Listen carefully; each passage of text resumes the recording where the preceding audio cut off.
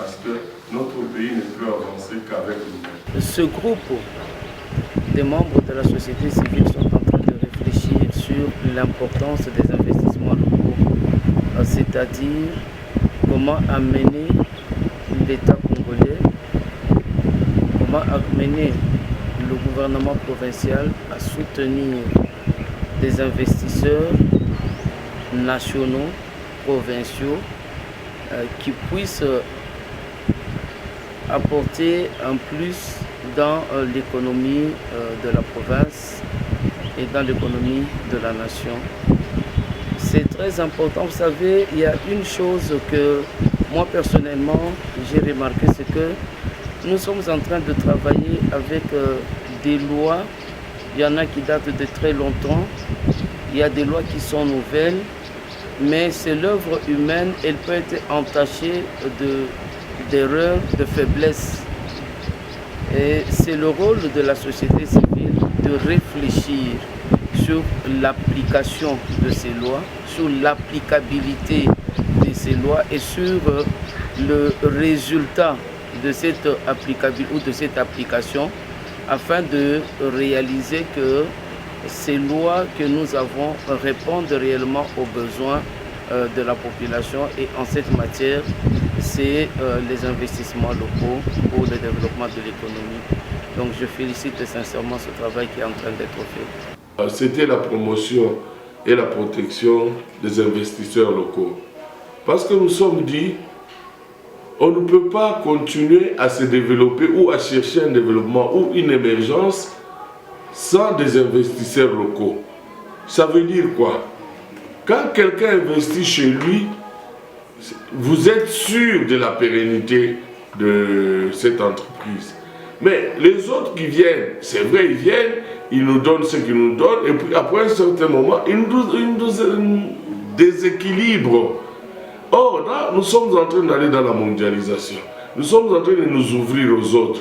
Est-ce que nous resterons un pays consommateur et où nous devons faire un effort pour que nous puissions aussi donner le meilleur de nous-mêmes avec toutes ces ressources? Les causes sont quoi? Il y a d'abord les taxes qui dépassent l'entendement. Il y a la source même d'avoir ce financement-là. C'est dur, notre pays n'a pas encore créé un mécanisme pour permettre à ce que les investisseurs locaux puissent avoir des moyens. Et puis, ce sont les mêmes produits qui sont réalisés ou produits encore chez nous, qui viennent encore de l'extérieur. Donc on sent que nos entreprises ne sont pas en sécurité. Nous prenons l'exemple de Saint-Esquine. Il a disparu comme ça. Pourquoi? Parce qu'on ne l'a pas protégé. Est-ce que nous devons faire disparaître toutes nos entreprises en faveur de ceux qui viennent de l'extérieur? Vous avez senti même des discours de certains pays qui disent la RDC sera notre dépôt. Donc ça veut dire que c'est parce que nous-mêmes, nous ne voulons pas protéger nos entreprises locales. Donc nous devons faire un effort pour que les investisseurs locaux puissent se sentir en sécurité. Si nous produisons la tomate ici, nous devons interdire la tomate. Si nous produisons, s'il y a un produit qui est déjà localement produit dans de bonnes conditions, en grande quantité ou en petite quantité, nous préférons que le gouvernement puisse aider cette entreprise à produire plus au lieu que nous puissions avoir ce produit-là venant de l'extérieur. Voilà un peu. Nous avons beaucoup d'autres exemples. Je reprends l'exemple de Kipai Investment.